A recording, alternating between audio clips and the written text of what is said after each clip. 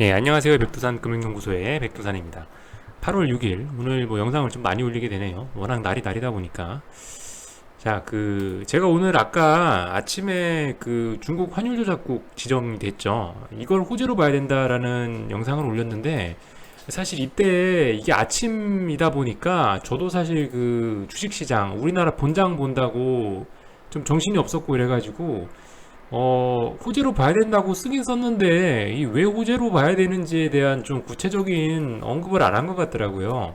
그래서 제가 따로, 이제는 저녁 9시거든요. 이제 미국장 문 열라고 하는데, 지금쯤 좀 여유로운 시간이니까, 슬슬 좀 그런 얘기를 해보려고 합니다. 왜 중국과의 그 환율 전쟁이 호재인가를 알아보려고 합니다.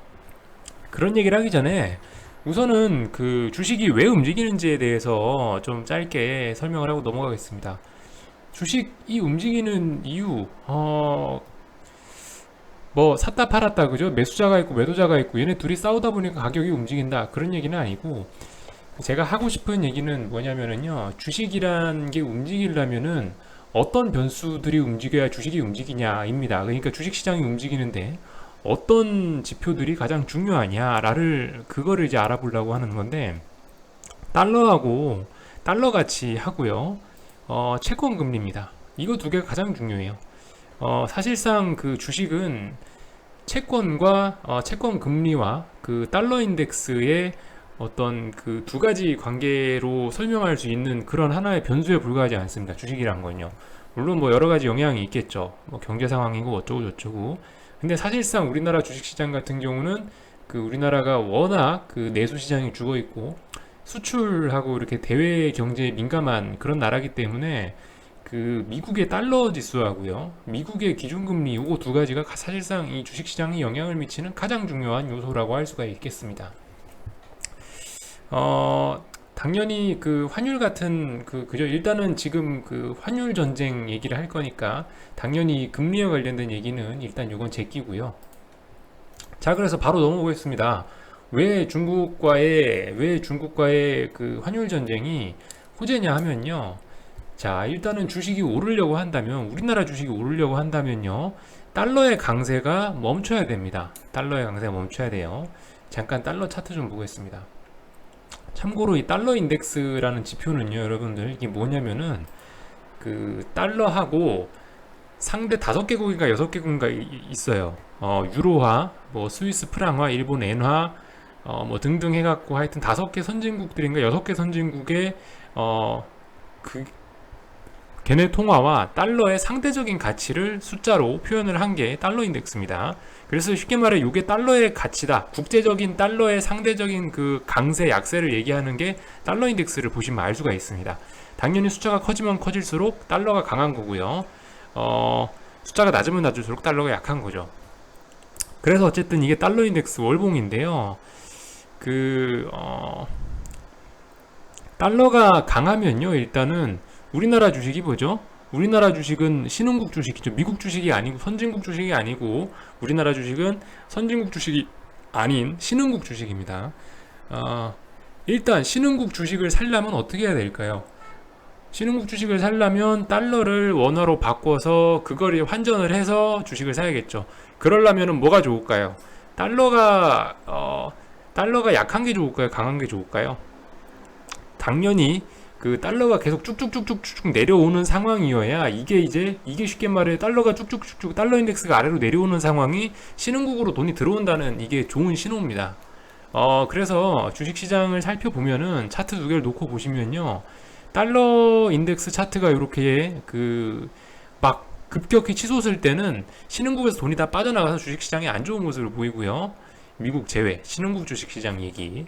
그리고 이렇게 달러 지수가 막 아래로 막 내려오고 음봉이 뜰 때는 통상적으로 신흥국 주식이 좋은 그런 네, 신흥국 주식이 좋습니다. 근데 이제 환율 전쟁이 났죠. 환율 전쟁이 났어요. 환율 전쟁의 본질은 뭡니까? 환율 전쟁의 본질은 기본적으로 중국의 대미 무역 흑자를 줄여서 미국의 무역 흑자를 많이 갖고 오는 게 무역 환율 전쟁의 목적이죠. 그렇게 되려면 어떻게 해야 될까요? 제일 좋은 방법. 제일 좋은 방법이 뭐냐면은 달러를 약세로 만들어 버리고 위안화를 강세로 만들어 버리는 게 가장 그 미중 무역 분쟁, 그러니까 미국이 원하는 대로 흘러가는 가장 좋은 방법입니다. 미국이 좋으려면, 미국 수출 잘 되고 좋으려면 달러가 내려와야 되고, 달러가 내려오게 되면 자연적으로 우리나라 주식이 좋고. 자, 근데 지금 어쨌든 중국이 본격적으로 이제 환율 전쟁에 서막을 올렸습니다. 중국이 어제 위안화를 7위안까지 절하해버리면서 이제 미국이 오늘 아침에, 우리나라 시간으로 오늘 아침에 트럼프가 얘기를 했죠. 환율 전쟁 시작하자라고 얘기를 했다는 건 뭐냐면은 본격적으로 이제 달러 약세 시작하겠다는 거예요. 달러 약세 시작하고 신흥국 통화의 강세가 나올 거다라는 겁니다. 당연히 그 위안화와 중국과 무역 분쟁하는 건데 뭐 사실상 우리나라는 거기 그 옆에 껴있는 조그마한 나라기 때문에 달러 인덱스가 하락하게 되면 자연적으로 우리나라 통화는 강세가 된다. 1200원에서 900원, 800원 이렇게 내려가는 그쪽 방향으로 간다는 거죠. 뭐겠어요? 그래서 물론 당장은 이게 심리적으로는 굉장히 안 좋습니다. 왜냐하면 좀 잘 될 것 같았던 무역 분쟁이 확실히 좀 격화가 되고 있죠. 제일 좋은 건 시진핑하고 트럼프하고 껴안고 끝내는 게 제일 좋아요. 그게 이제 사실 제일 좋은 건데 지금 그렇게 되지 않고 있지 않습니까? 그러면은 뭐 어떡하겠어요, 그죠? 환율 전쟁 하는 거지. 그래서 어쨌든 본격적으로 환율 전쟁이 시작됐다라는 얘기는 앞으로 달러가 내려오고 신흥국 통화가 강세를 보인다라는 얘기고, 신흥국 통화가 강세를 보일 때 신흥국 주식이 약세를 보인 적은 역사상으로 단 한 번도 없다라는 얘기를 드립니다. 그래서 결론적으로 그 위안화의 그래서 결론적으로 이 중국과의 환율 전쟁은 우리나라 코스피 코스닥에 큰 도움이 된다. 그래서 호재다라는 그런 취지의 얘기를 했던 겁니다.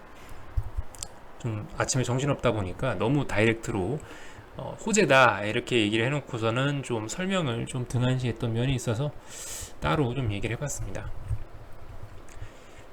하여튼 오늘 저녁이 문제네요, 그죠? 오늘 저녁이 문제예요. 방송 하나 해서 여기서 마치도록 하겠습니다. 또 궁금한 거 있으시면요, 언제든지 리플 남겨주시면 뭐 리플로 답변을 달아드리거나 아니면은 뭐 영상으로 이렇게 한 번 올리거나 하겠습니다. 여기서 마칠게요.